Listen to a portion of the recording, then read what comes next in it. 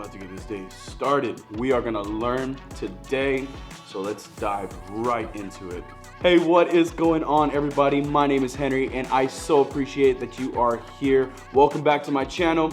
We're gonna talk about 3 shortcuts that I use every single time I'm editing in Lightroom. So without further ado, let's jump right into it. Okay, so we are in Lightroom. I slapped on my presets on these few images that I have in here for you all, and we're gonna dive into the first step that I like to do as part of the creative process and giving the image more of, a depth, a feeling, and not just a plain slap on, everything is clear and things like that. First one is on your keyboard, the letter M. What it's gonna bring up is a linear gradient. Basically what this does is when you draw, you click and drag, you're gonna see the overlay, how they show it. I'm just gonna do just a little bit, not too much, and you can adjust the angle, you can adjust the depth and basically the opacity and how strong you want it by adjusting these 2 sides. So do that according to your image. This is just something I want to do just to kind of give it depth. It's not going to be a huge difference, but it's just something that I like to do. It pleases me in a sense, okay? What I'm going to do is I'm going to darken up this corner just to kind of give it, because we see all of the light just kind of running through here and a little bit of light coming down through here. But I kind of want to darken up where his hands are. Not too much, of course, because I still want to see his hands. But basically saying like, hey, there's no light coming up from the down direction going up. So we're gonna do that right here. First thing I'm gonna do is I'm gonna probably bring down my highlights most likely. And sometimes, you just gotta kind of play with it and mess around with it to see what you really like. We can probably just go straight for the exposure.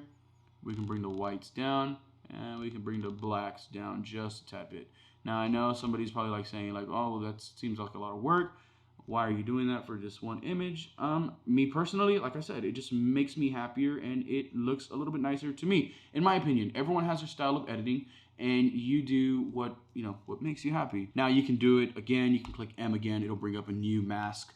And you can adjust this thing however you want to adjust it, make it bright, make it dark. And I might actually make this one darker up here on top. So let's see how it looks. Maybe not so much. I can probably bring this back a little bit.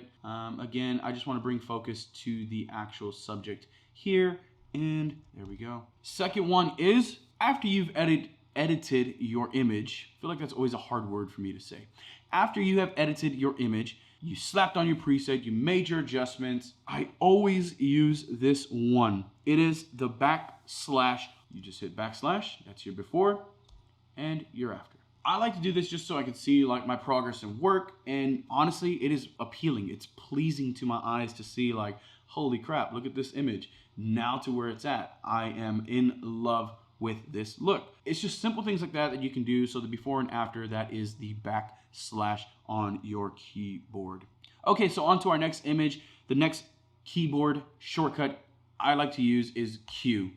Now what Q does, it basically brings up the clone and or the heal. In this case, we're gonna do the clone just because we're not touching any skin tones.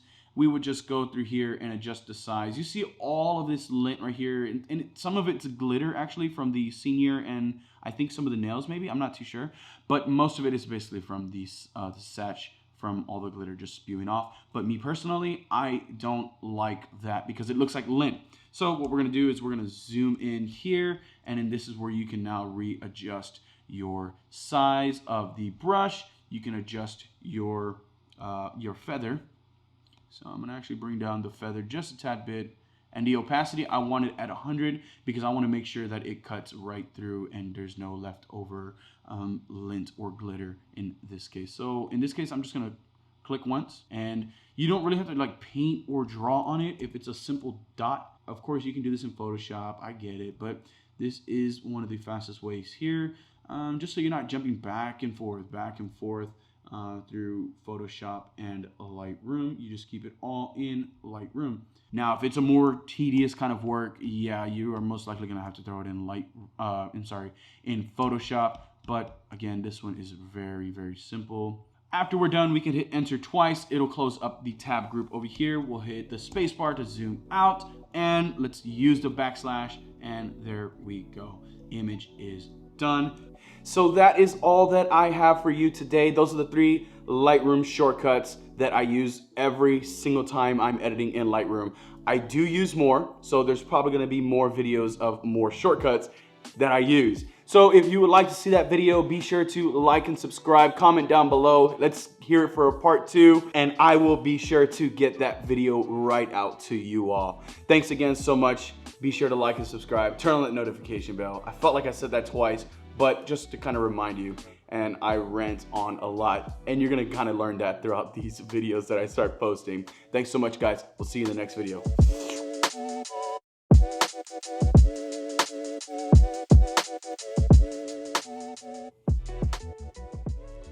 Shooting these actual videos right now probably took me about 5 minutes, and I'm almost done with this. I don't know if that's healthy or not. I don't know, but it tastes good, and it matches the pillows, so why not? I just saw that right now. Anyways, guys, have a good one.